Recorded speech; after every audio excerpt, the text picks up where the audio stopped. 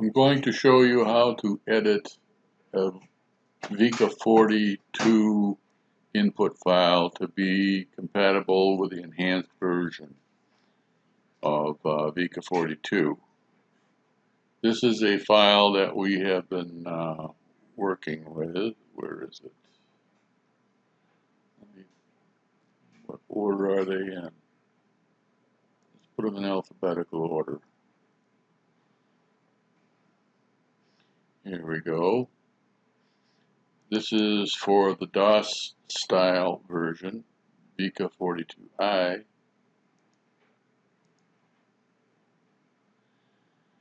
No, it has no comments in it. It should, so that you can know what number corresponds to what. So I have provided something called a VICA42 template. And in this one, it has comments. Comments are started with exclamation points, and it shows what number does what. So I'm just going to temporarily copy all this stuff into this input file. And let's do stuff like this. Let's copy this up to here for the first line, second line, third, fourth, fifth, sixth. Well, that was the old fifth anyway. Get rid of this now. Now in this one, the first line we only have, whoops, we don't have M5 anymore. All we're going to have is M2, which is the units. So take out the 2, 3, 4 and just put in the units that you want. This happened to be 2, although I think it's really 5. I'm unsure what the user wants here anyway.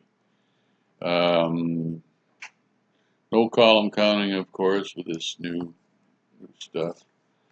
A1P is a steel grade type, horsepower, yada yada yada. Now things are lined up, we know what's what. In the second line, this is what's there. So those are your values, those stay the same. Here's your main winding stuff. And on this, we're going to make a change. We haven't updated the template either.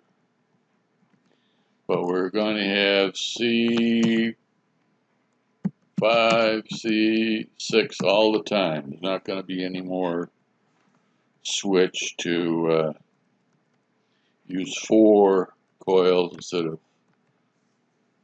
6. That'll make things easier because there's no option then. It's always 6. And same thing for the auxiliary winding. We're going to have 6 of them. I'll just expand the comment here a little bit.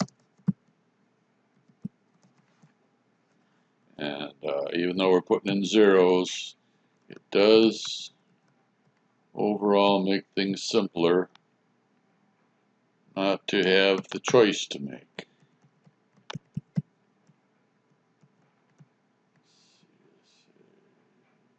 C5A. Okay, 0. You don't have to use decimal points if you don't want to.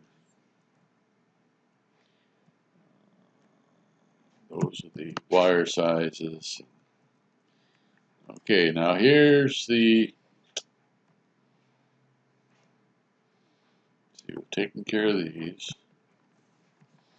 Now, the fifth line, the stator punching stuff, we're not going to have, well, where are my labels?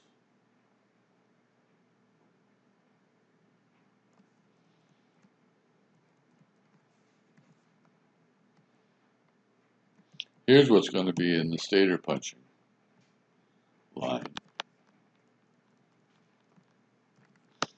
Just the slot count, slot type, OD, ID, slot opening, and that's a diameter to the slot centers. The rest of the stuff previously computed is gone. And the line after that has some basic dimensions which have been missing. And these happen to be the correct values for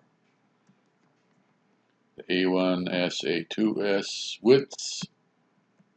This is redundant, the trapezoidal depth, because it's equal to the total depth PS minus FS minus DS. So that should be consistent. And then the cell liner, the slot cell liner, 7,000. Okay, for the stator, no more punching files. All the data, the original data for the punchings is right in here.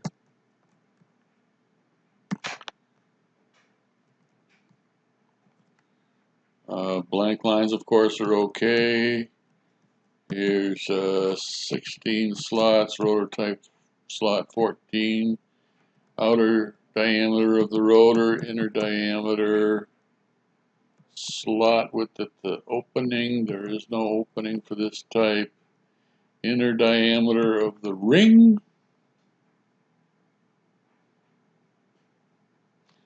And DOR is the distance to the slot centers of the rotor.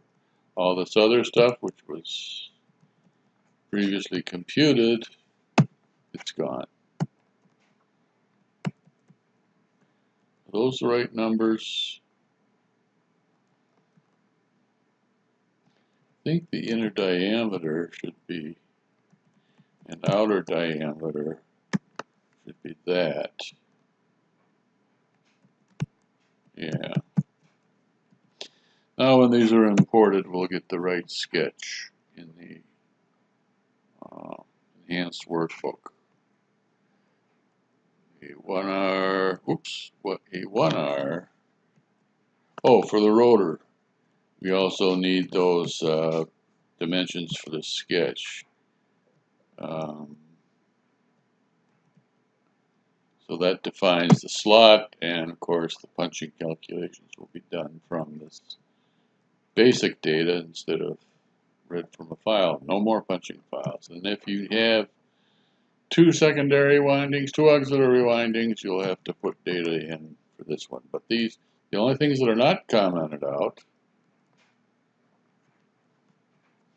are this line and this line for the rotor punching, this line and this line for the stator punching. You need some kind of a label, but there's no punching file, so you can call this whatever you want. This label here. Auxiliary winding, main winding, second line, first line, we're good to go. Now, I'm going to say this with a different name.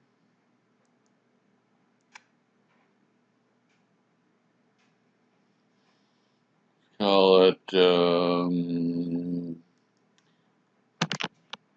for some reason I want to keep 8 characters. Something in the program says 8 characters long. I'm going to call this, instead of 6, I'm going to call it N for new. Oh, I was messing with it before. Yes, overwrite it. Okay, so now we sort by date modified. There is our new input file, and we can read it as a TXT. Just by double clicking on it, I get Notepad, and there's our new file. Next video will be how to use it.